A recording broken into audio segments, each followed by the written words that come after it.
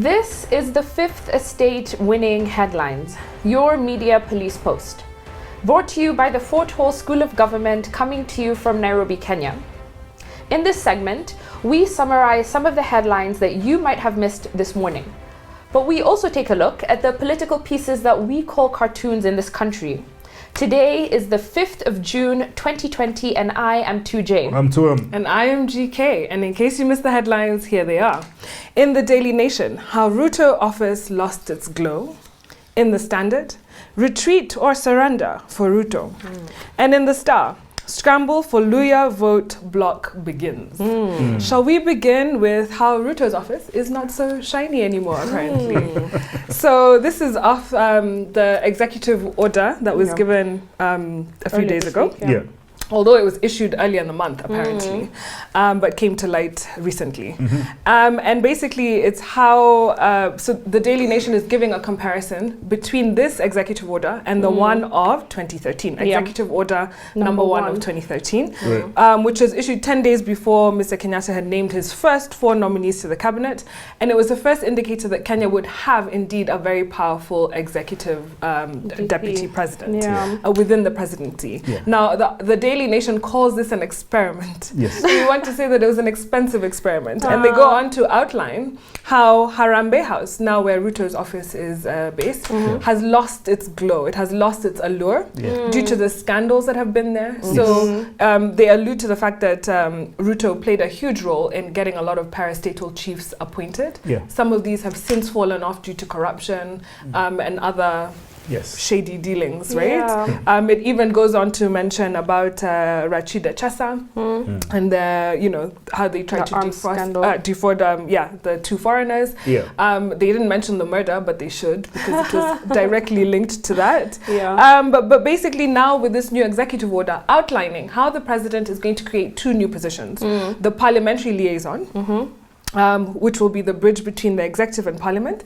And earlier in the week we had said that this would be the position for, is it Kimunya? Kimunya, yes. Kimunya. But then there's also the secretary to the Jubilee Coalition Group. Is that the same? That's the one.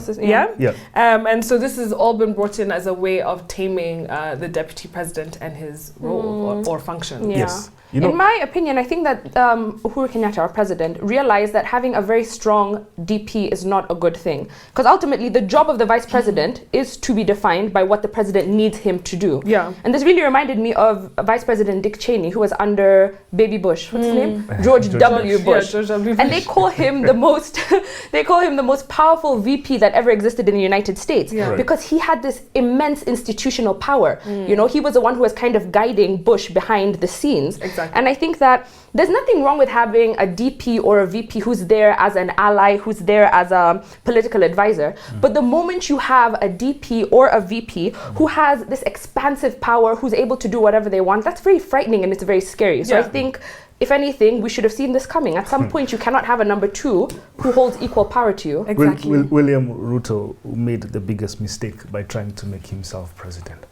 And as co-president. But tried to make himself president in 2022. The first thing he should have done in 2017 is stay back. In fact, just go to the Maldives for a holiday and make yourself scarce. Because if you try and take on the king with all these powers, I mean, where is the regret right now? I'm sure the man is regretting his aggression. I am sure he is. No, I don't know. I feel like since 2013, he knew that I'm poised to take over in 2022. But now, and the Sugoi Syndicate has worked overtime to make sure that happens. He was reading the Hustler's Creed, how to make myself president. That thing will never take him anymore. Well, if anything, the Standard is kind of speaking to maybe what you're suggesting to M. Because the Standard says retreat or surrender for Ruto. And they're talking about this changing fortunes. The DP's troops are on the back foot, and Ruto's response or lack of it has raised some eyebrows. So they're talking about how they're asking this question rather, is he taking this tactical retreat or has he taken a tactical surrender? I'm not sure if they really answer the question,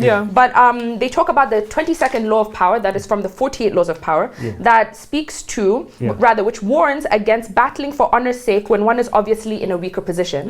So the 22nd law says, use the surrender tactic, transform your weakness into a power. So they're suggesting that some of DP's allies, they have taken this tactical retreat, the DP has taken it too. They're submitting to the authority. They're submitting to the authorities. In fact, they said that they've decided now that what the president says, we're going to take a step back so we can focus on the Jubilee agenda.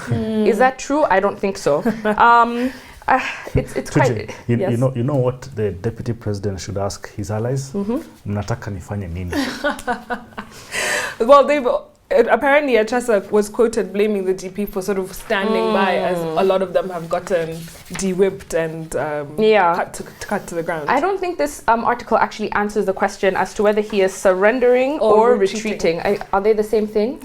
Yeah. Well, we have a 3-part criteria that we're going to use to break down the headlines. We will ask ourselves, is it topical or speculative? Is it repetitive or groundbreaking? And is it thoughtful or just plain lazy? Absolutely. I would toss a standard. Standard? Immediately. Yeah. Oh yeah, absolutely. Because we don't know. Well, they didn't answer the question. They haven't answered the question.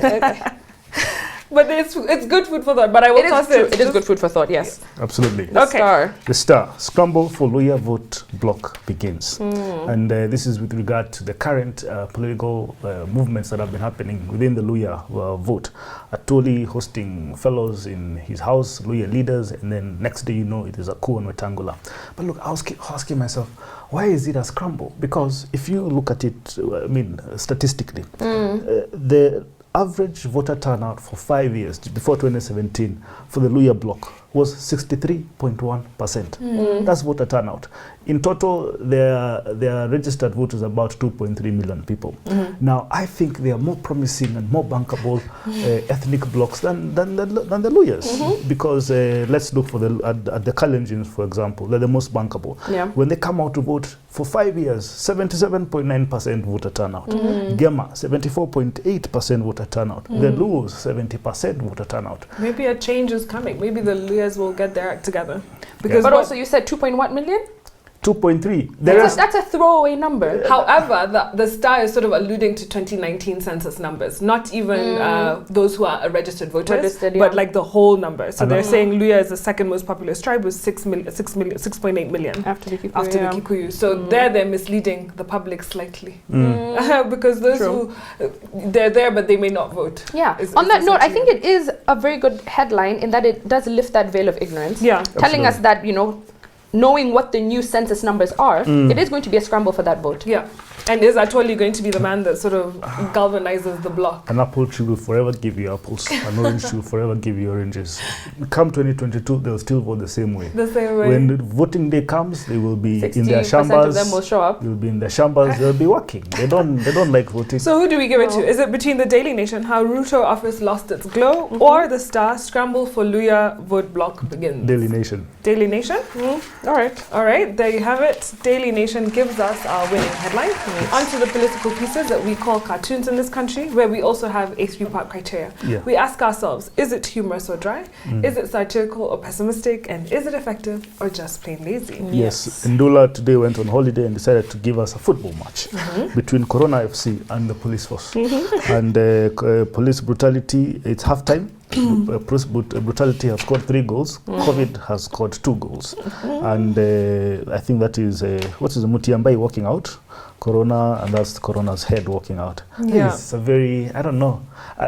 Maybe the cops, I think the cops have not been behaving very well of late. I mean, beating people to a pulp. They must remember that they are a service. Yes. Not a force. They should be held to higher ideals. They should not just come with this brutality that they've been coming with.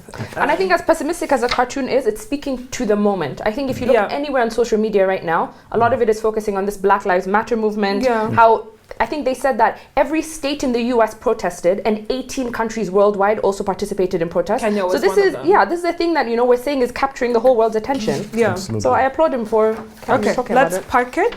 Let's look at the standard. My best cartoon, caricature of Uhuru Kenyatta and William Ruto playing chess. And William Ruto has been given a fantastic checkmate. And Uhuru's caption there is checkmate as well. And you can see he has taken the king all the way to Ruto's king. And it is a true checkmate. And Uhuru has actually picked up, he's collared Ruto's bishop there. It's a fantastic checkmate. And this is the game I was talking about. This was a chess game. Now, William Ruto in chess, he was taking all the small pawns and feeling very happy, excited. I am going to give this guy a checkmate. But look now, he's lost all his pieces and he just has his king on the chessboard. But is this really over? Hey. It's a checkmate. Hey. It's a checkmate. I beg to differ. All right, finally. Let's move to the star. We have an executive order piece of paper, and on the piece of paper you have Chief Justice David Maraga, and he is asking us, is this an error? And then you see a caricature of a stumpy William Ruto with no arms and no legs. He's been cut down to size, and he's asking, is this the end of an era? And you have a very gleeful caricature of Uhuru Kenyatta just about to sign, or has already signed, but very pleased with himself. And here we know that Maraga has expressed his displeasure at the latest executive order, saying that there's a blurring of the lines between these three branches of government. And basically saying that it was obvious that this order only applies to, and is indeed only capable of applying to, the executive branch of government. So reminiscent of Montesquieu's separation of powers. There can not be liberty if those things are not preserved. Maraga, the reason he caught feelings is because he appeared in that executive order, and he thinks he should not have appeared in that executive order. But then I asked the question, who swore in Maraga? It was Uhuru. He was sworn in at the grounds of State House. Now, there is a head of government called Uhuru Kenyatta. Yes, there are three arms of government, and I totally understand the legislature, the executive, and the judiciary, and maybe that people should believe there is some separation of powers. But for as long as you have a head of government, you must toe the line. Guys, honestly, please let us not forget that Maraga only has 6 more months left of his job, right?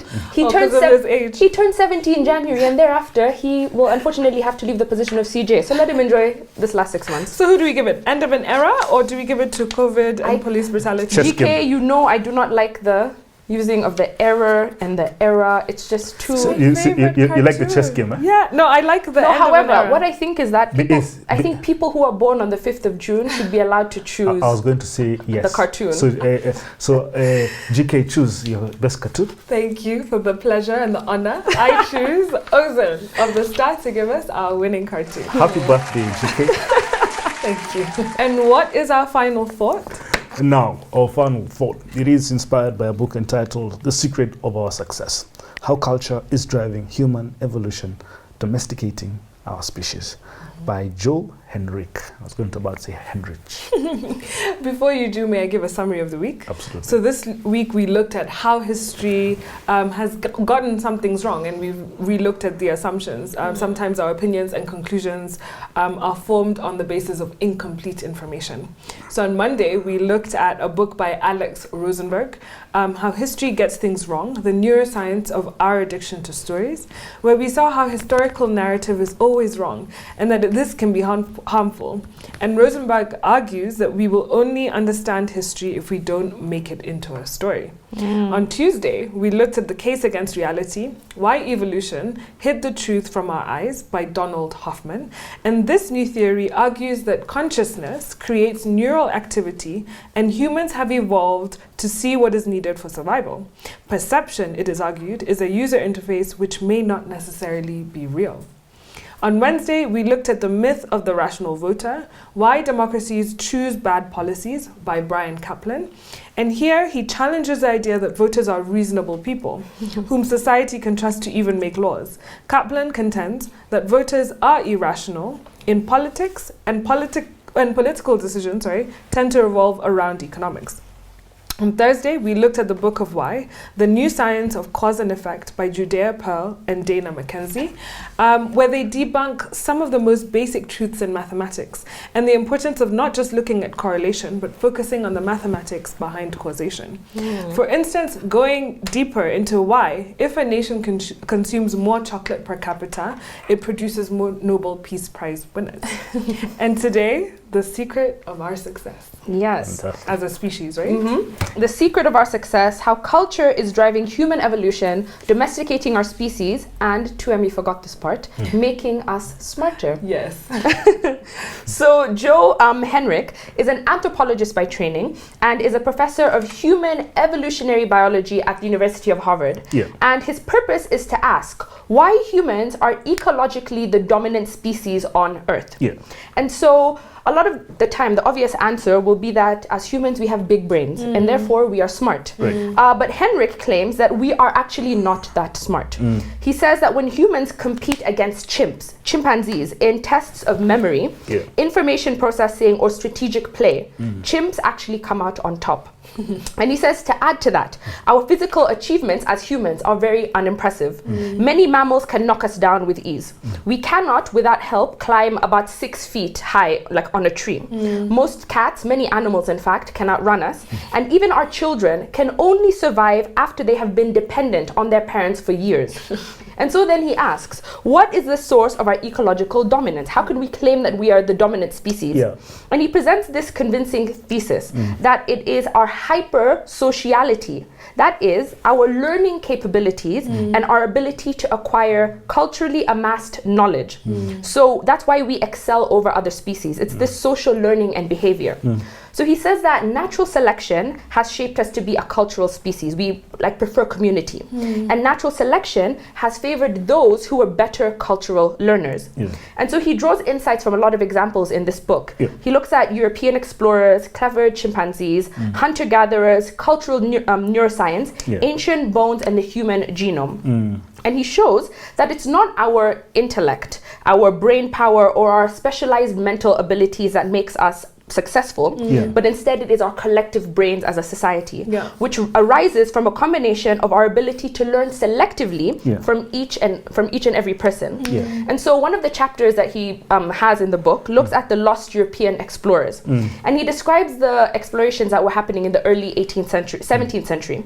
And he describes Sir John Franklin, who went on this expedition in 1845, and it ended with the death of the captain and 100 members of his crew. So the fact is that this ship had provisions to last for many, many years. He said it had a well-stocked library, it had fuel insulation, it had desalinators to turn the salt water into drinkable water. But the ship was then locked in ice, and so the crew was unable to survive in these Arctic conditions. But these are the conditions in which other humans we have seen are able to thrive, and they were able to do so for thousands of years. Then he says 20 years later, in 1860, two men by the name of Burke and Willis were the first Europeans to cross over from Europe into Australia. But two of them died on the journey back. One of them, the third member, lived, but only because he was able to make contact with some Aboriginal tribes who looked after him until a rescue party arrived. And so his key point is this, that these men, Franklin, Burke, and Willis, they were not dumb. They were very intelligent and resourceful men, but they could not survive in unfamiliar circumstances without the collective intelligence of the other groups who had thrived and survived in those places for so long. And he says that cultural evolution over long periods of time has created this established knowledge, which has enabled indigenous communities to thrive in the cold places of Canada or in the really hot spaces of Australia. And without access to this knowledge, it's because they were denied this collective knowledge, those three men were unable to survive. And the last and most interesting thing I really enjoyed was that he says that this process of cultural evolution is not linear.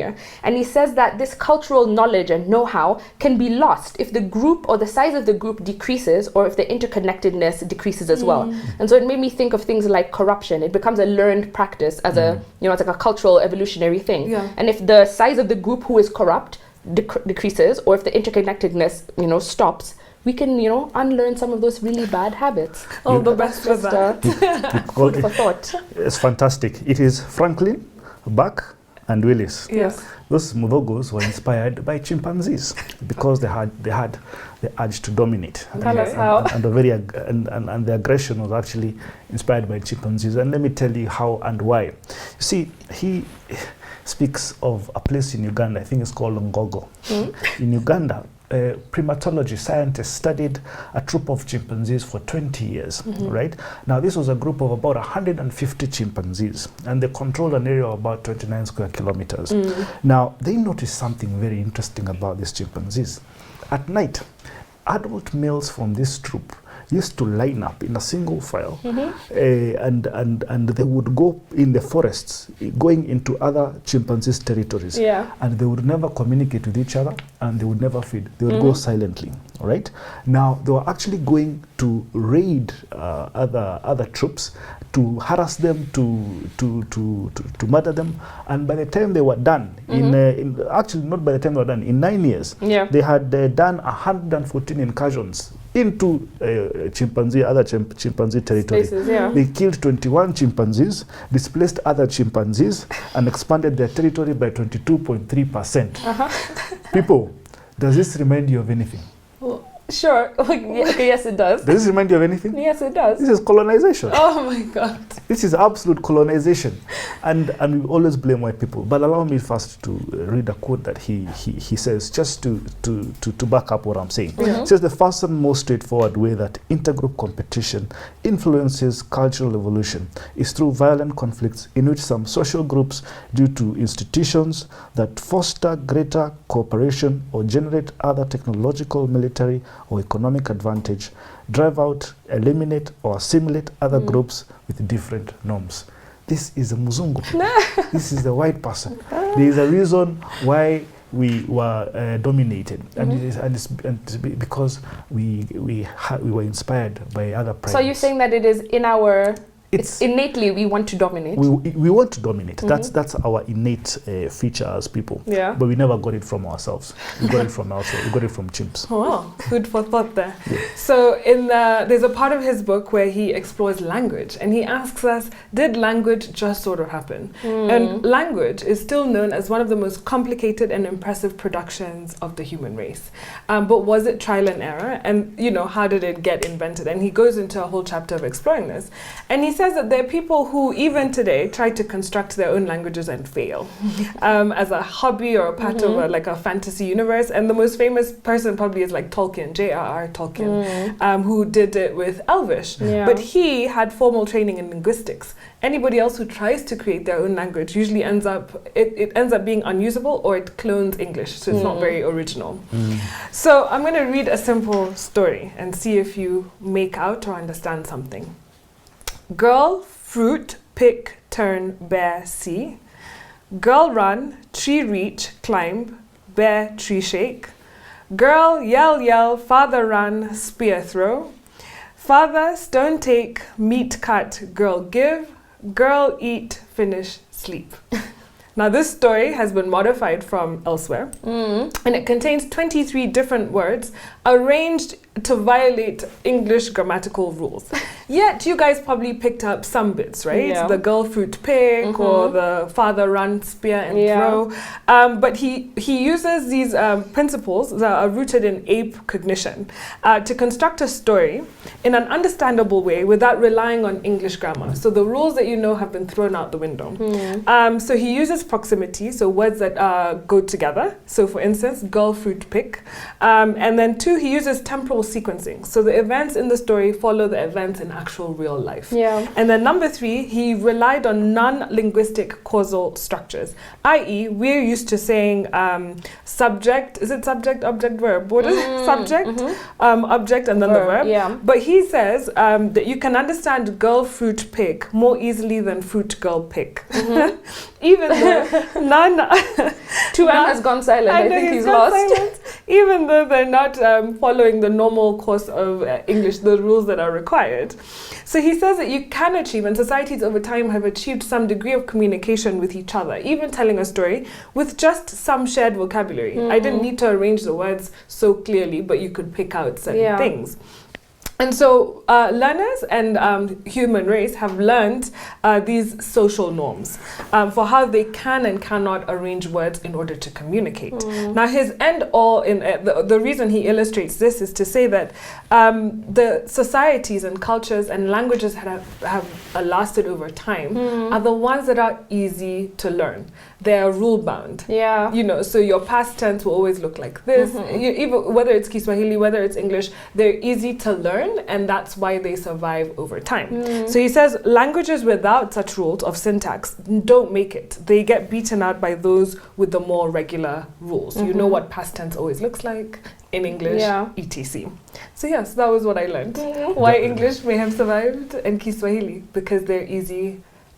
With rules, and they have rules. That game.